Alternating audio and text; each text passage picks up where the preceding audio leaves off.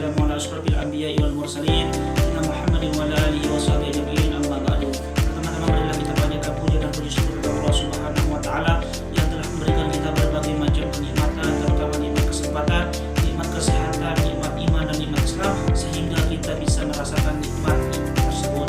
Perlu kita syukuri dengan cara meningkatkan ketakwaan kita kepada Allah Subhanahu wa taala dan menjauhi larangannya. Baik, saya akan melanjutkan pembahasan yang sebelumnya itu kan udah 10 jurnal, ada 30. Nah, sekarang adalah penjelasan yang terakhir, gitu kan? Penjelasan yang terakhir yakni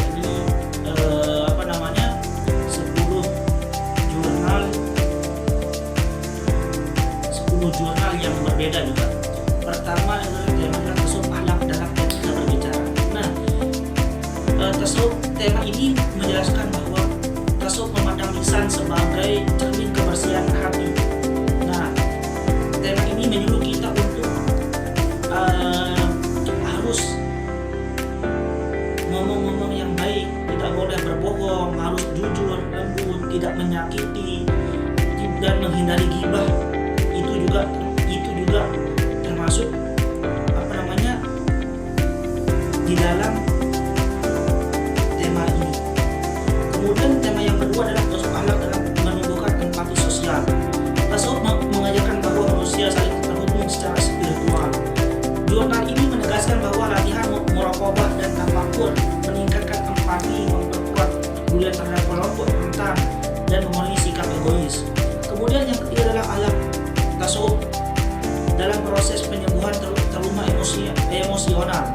Jurnal ini menemukan bahwa tazkiyatun nafs, zikir nafas, dan prosedur sufistik membantu penyintas trauma menghadapi duka batin, bila sabar, tawakal, dan penerimaan takdir atau ridho. Kemudian yang keempat adalah tasawuf akhlak dan pengembangan karakter entrepreneur muslim. Nah, tema ini menyuruh kita untuk ikhlas, optimisme, dan pantang menyerah atau mujahadah menjadi landasan kepribadian wirausaha muslim. Jurnal ini menunjukkan bahwa entrepreneur berorientasi sufistik cenderung adil kepada pelanggan. Kemudian yang kelima adalah tasawuf akhlak dalam penggunaan teknologi kecerdasan buatan. Nah, tema ini menyoroti etika interaksi manusia dengan AI atau nilai tasawuf seperti kehati-hatian, tanggung jawab, moral, mengarahkan penggunaan teknologi dengan penuh adab. Nah, jadi tema ini menyuruh kita berhati-hati dalam penggunaan teknologi. Kemudian yang keenam adalah tasawuf akhlak dalam menghadapi penyakit hati, kayak hasad, ujub, takabur. Itu juga kita harus berhati-hati.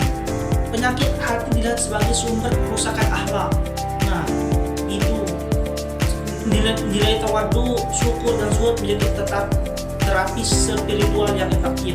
Yang ketujuh adalah tasawuf akhlak dalam pengembangan karakter budaya organisasi. Nah, tasawuf membentuk budaya organisasi yang humanis, saling menghormati, tidak menjatuhkan, dan mengutamakan kolektivitas. Kemudian yang kedelapan adalah tasawuf akhlak dalam interaksi antar budaya. Nah, jurnal ini mengabarkan bahwa tasawuf mengajarkan toleransi, keterbukaan, dan penghargaan terhadap perbedaan budaya. Nilai akhlak seperti sikap lembut, keadilan, dan kebijaksanaan menjadi landasan membangun komunikasi antar budaya yang harmonis. Kemudian yang kesembilan adalah tasawuf akhlak dalam pembinaan moral pada komunitas urban. Di tengah gaya hidup cepat dan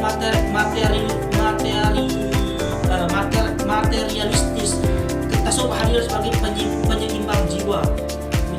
Misal seperti zikir bersama, terus halaqah akhlak, dan praktik ketenangan batin membantu masyarakat kota menurunkan stres, mengurangi konflik, dan memperkuat solidaritas. Kemudian yang terakhir adalah tasawuf akhlak dalam upaya pencegahan kekerasan verbal dan emosional. Nah, tasawuf ini mengajarkan kontrol diri melalui tafakkur, sabar, dan tahlil. Kemudian tasawuf membantu individu mengelola kemarahan, memperbaiki pola komunikasi keluarga, serta mengurangi perilaku kasar. Kemudian kesimpulan yang dari 10 jurnal ini adalah mengutamakan pembersihan hati untuk melahirkan akhlak mulia dalam perilaku nyata. Kemudian sangat adaptif terhadap konteks baru, teknologi, urbanisasi, konseling, organisasi, dan budaya. Nah, kemudian yang terakhir adalah relevan dalam pembentukan karakter individu dan komunitas modern. Nah, mungkin ini saja yang bisa saya sampaikan. Semoga ada manfaatnya. Billahi taufiq wal hidayah. Assalamualaikum warahmatullahi wabarakatuh.